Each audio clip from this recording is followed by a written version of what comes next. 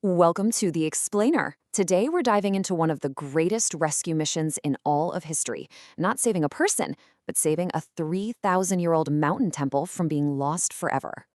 The whole mission really starts with a question that sounds like the beginning of a riddle, or maybe something impossible, right? How do you move a mountain? Because, believe it or not, back in the 1960s, the world had to find an answer and fast. They had to save this, the incredible temples of Abu Simbel. Carved straight from a solid rock cliff, they were about to be completely swallowed by the rising waters of the Nile.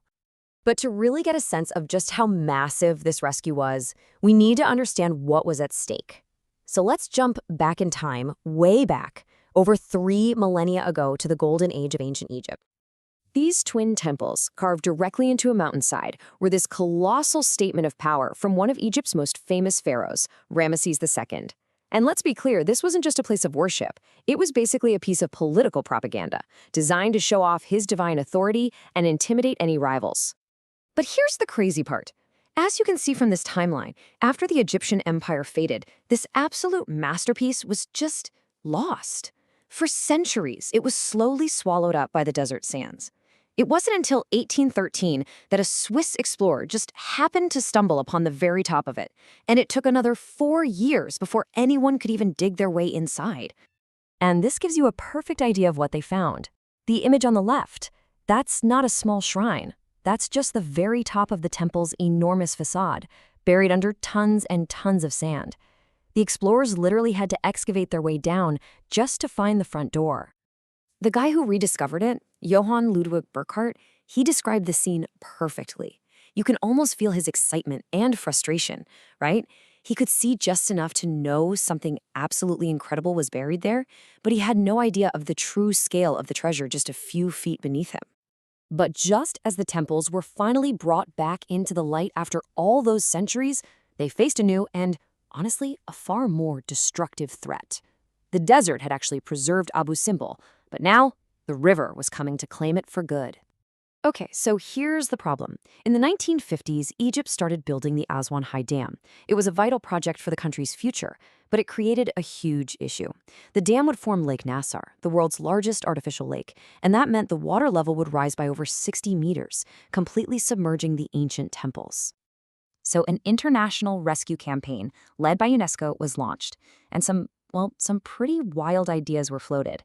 One plan was to leave the temple right where it was and just build a giant concrete viewing dome around it, kind of like an underwater museum. Another idea was to try and lift the entire temple complex on giant hydraulic jacks. But the winning idea?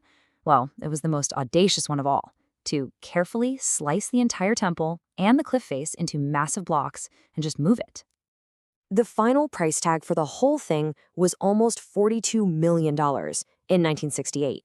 That's over $400 million in today's money. It was just an astonishing sum, with donations pouring in from almost 50 countries.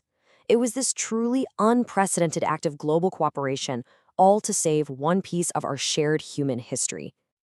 So how on earth did they actually do it? This wasn't just a construction project. It was like reverse archaeology on a scale that had never, ever been attempted before.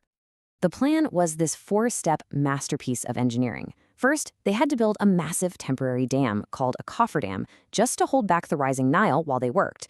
Then came the brute force. They removed 300,000 tons of rock from above and around the temples to free them up. Only then could the delicate surgical work begin, slicing the temples into over 1,000 massive blocks. And then finally, the painstaking reassembly on safe high ground. Just look at this image. A 19-ton, 3,000-year-old face of a pharaoh being driven away on a truck. This one photo perfectly captures the surreal blend of ancient wonder and modern ingenuity that made this entire project possible. The reassembly was like the world's most high-stakes jigsaw puzzle. I mean, each massive block had to be painstakingly craned into its exact original position. Can you imagine the pressure? You're putting together a priceless 3,000-year-old treasure with absolutely no spare parts, all while the river is literally rising at your feet. So in total, the 2 temples were cut into 1,036 blocks.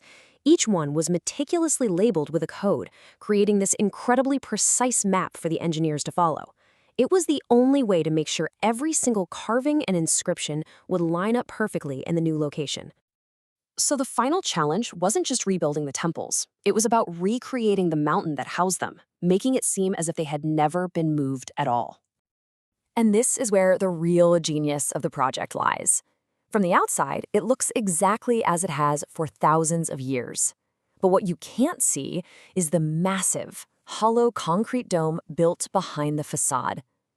This modern structure supports the weight of the man-made hill above, basically creating a high-tech shell to protect the ancient temple. It's an ancient wonder nestled safely inside a modern one. You know, the legacy of this project is just immense. It didn't just save one monument.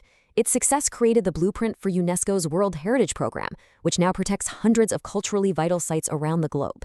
And maybe the most astonishing detail of all? The engineers replicated the temple's position so precisely that just as the ancient architects intended, the sun's rays still penetrate the inner sanctuary to illuminate the statues of the gods on the exact same 2 days every year. They even got that perfect.